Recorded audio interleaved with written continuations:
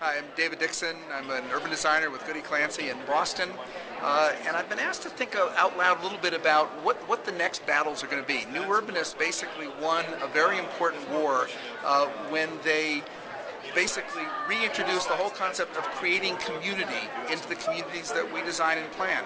However, the we is changing dramatically. Demand for suburban housing is disappearing. A whole new generation of people are interested in living in cities, people who want to live in all kinds of buildings, who bring all kinds of needs and aspirations, who are going to want to live in towers and townhouses right next to each other. What we as new urbanists, I think, can and should be doing is out there working with urban neighborhoods and suburban neighborhoods alike to bring leadership, to help them understand what kinds of opportunities lie ahead. Arthur Nelson has said that this country has as much suburban large lot housing as we're going to need in 2030. He actually said that a couple of years ago. Half as much urban housing as we're going to need.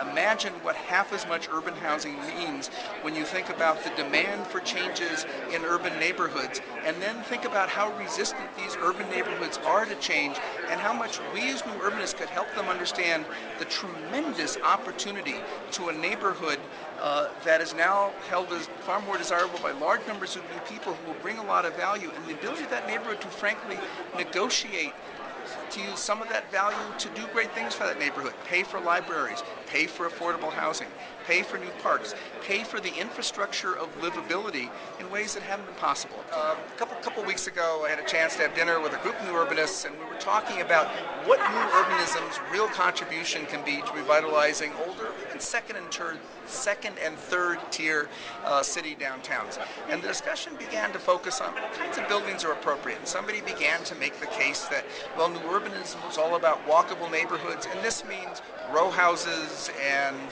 lower scale buildings because somehow this is more humane. And I have to say that the point that I thought was really important is to understand that housing demand is a function, the kinds of housing that we should be thinking about is a function of who we are planning and designing it for.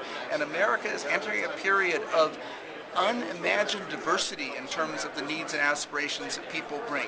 People of all different income levels, ages, with and without children, gay and straight, black and white, suddenly, and I say suddenly, want to live in the same neighborhood. They want to live in very different kinds of housing. Some in towers, some in row houses, some in lofts, many in rental apartments. Our obligation as new urbanists is to make sure that as we accommodate this tremendous range of housing, because that's what will bring these people and their vitality into neighborhoods, that we create great, lively, humane, walkable streets, regardless of whether they are in front of a 25-story building or a block of row houses. Urbanism is in some ways all about Main Street, rediscovering Main Street, and new urbanists have done a profoundly important job of helping shopping center developers and many suburban communities sort of rediscover the joys of traditional Main Street.